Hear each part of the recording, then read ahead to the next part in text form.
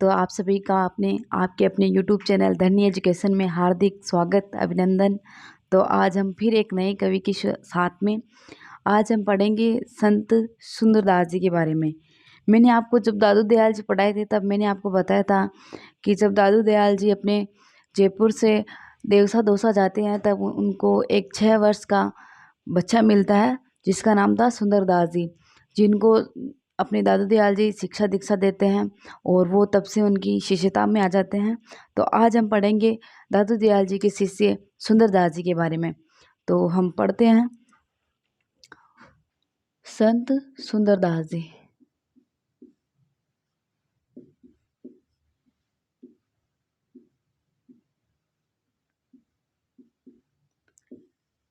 ज़्यादा इनके बारे में नहीं है, फिर भी अपन पढ़ेंगे क्योंकि अपने साहित्य में जितने भी छोटे से बड़े जो संत हुए, कवि हुए, मैं आपको सब बता दूंगी, क्योंकि इनमें से कोई एक दो लाइन भी ऐसी है या इनके बारे में कोई एक दो चीज़ भी ऐसी है जो एग्जामिनर चाहकर पूछता है, क्योंकि अब उनको पता है कि भाई इतने छोटे को कोई पढ़ता नहीं होगा।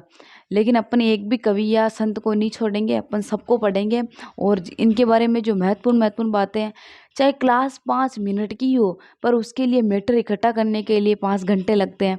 लेकिन मैं आपको इनके बारे में छोटी से लेकर बड़ी सब जानकारी दूंगी। बस आप अपनी क्लास को आगे से आगे लाइक शेयर सब्सक्राइब करते रहना और ज़्यादा से ज़्यादा शेयर करना, ताकि अपने जैसे कोई भी बच्चे हो या कोई भी ऐसे स्टूडेंट हो जो मजबूर हो बाहर जाने के लिए, कोचिंग करने के लिए, उनके लिए ये क्लास बहुत ही लाभदायक सिद्ध होगी। क्योंकि इसके अंदर साहित्य के जितने भी कवि हैं वो मैं आपको पूरे मतलब तथ्य के साथ में बताऊंगी। ऐसे नहीं कि कहीं से भी उठा के पढ़ा दिया, पूरे तथ्यात्मक रूप में आपको बताएंगे। तो आप ज़्यादा से ज़्यादा शेयर करना, क्योंकि अपने समाज के अंदर बहुत सारे ऐसे स्टूडेंट हैं जो कि कोचिंग नहीं कर पाते हैं, जो कि ऑनलाइन भी नहीं ले पाते हैं। तो वो इस क्लास को देखकर वो भी शिक्षा के क्षेत्र में आगे बढ़े। तो आप क्लास को ज़्यादा से ज़्यादा शेयर करना। तो हम अपने सुंदरदास जी के बारे में आगे बात करते हैं। मैंने आपको बताया था कि जब सुंदरदास जी 6 वर्ष के थे तब अपने दादू दयाल जी गए थे देवसा दौसा। तो 6 वर्ष की उम्र में इन्होंने दादू दयाल जी से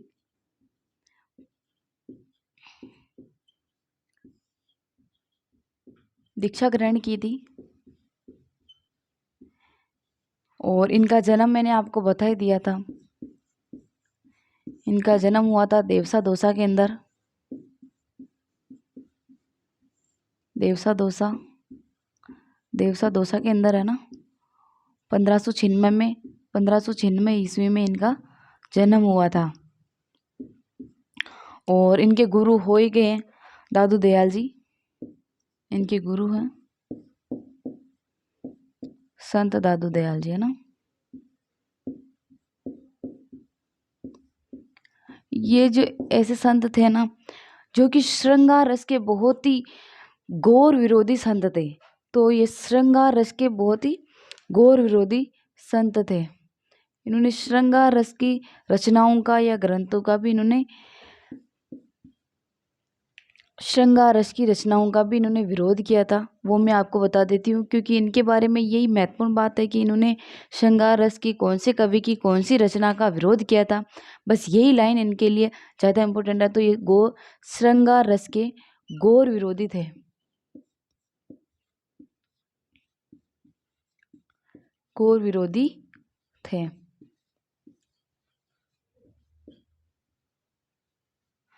घोर विरोधी थे। इन्होंने केशवदास की केशवदास जी की या केशव, इसमें दो दो केशव भी है, इसलिए केशव की रसिक प्रिया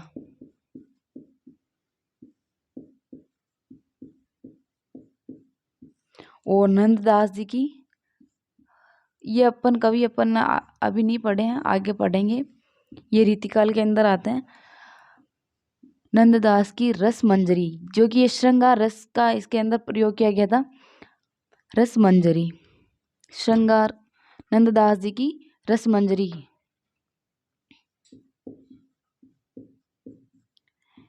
इन दो रचनाओं का इन्होंने विरोध किया था, क्योंकि इनमें श्रृंगार रस का उपयोग किया गया या प्रयोग किया गया था।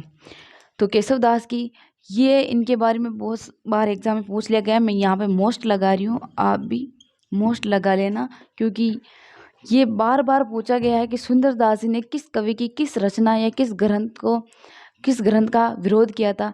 तो केशव दास की रसिक प्रिया का और अपने नंददास जी की रसमंजरी का इन्होंने विरोध किया था। ये श्रृंगार रस के घोर विरोधी थे। और इनके छोटे बड़े 42 ग्रंथ मिलते हैं। अपने सुंदरदास जी के छोटे मोटे 42 ग्रंथ मिलते हैं, जिनका संकलन 42 ग्रंथों का संकलन सुंदर ग्रंथावली के नाम से किया गया ना।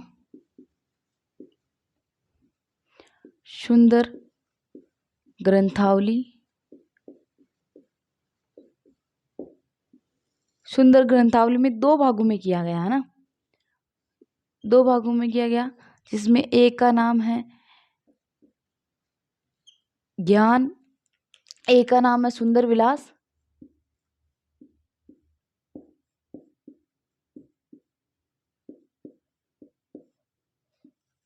और एक का नाम है ज्ञान समुद्रम।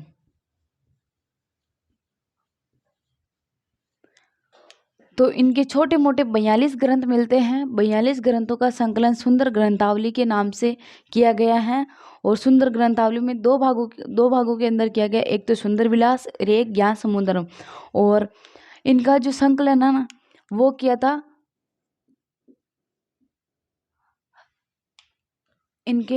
इनका जो संकलन है वो किया था हरि नारायण शर्मा पुरोहित ने। हरि नारायण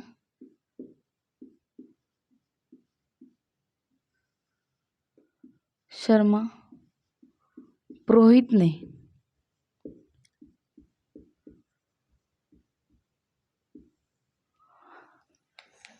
इनके छोटे मोटे 42 ग्रंथ मिलते हैं। 42 ग्रंथों का संकलन सुंदर ग्रंथावली के नाम से किया गया है। सुंदर ग्रंथावली में 2 भागों के अंदर किया गया, एक तो सुंदर विलास और सुंदर ज्ञान समुद्रम।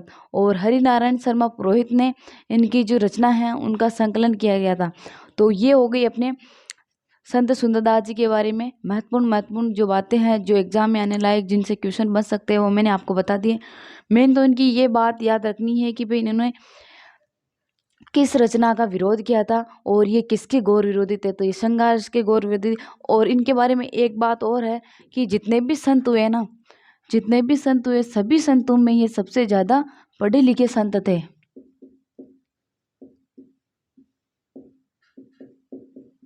सभी संतों में सबसे ज़्यादा पढ़े लिखे संत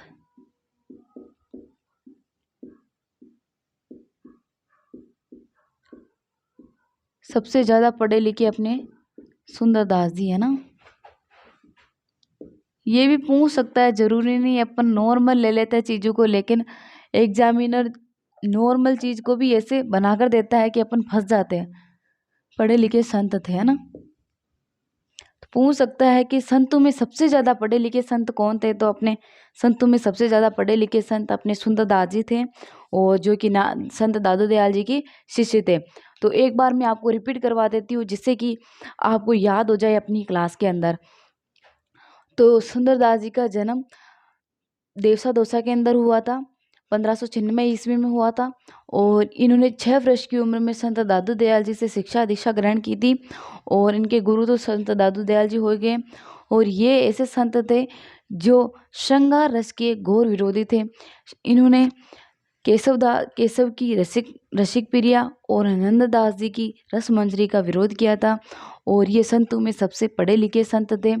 और इनके जो छोटे मोटे करके 42 ग्रंथ मिलते हैं। इनके 42 ग्रंथों का संकलन हरि नारायण शर्मा पुरोहित ने सुंदर ग्रंथावली के नाम से 2 भागों में किया। पहला है सुंदर विलास और दूसरा है ज्ञान समुद्रम। तो आशा करती हूँ कि आपको सुंदरदास जी अपनी क्लास में याद हो गए होंगे, क्योंकि इनके बारे में ज़्यादा तथ्य मिलते नहीं हैं। जितने भी तथ्य मिलते हैं जिनसे क्वेश्चन बन सकते हैं वो मैंने आपको बता दिए। तो क्लास को ज़्यादा से ज़्यादा शेयर करना, लाइक करना, अच्छी लगे तो सब्सक्राइब करना। धन्यवाद। हुई।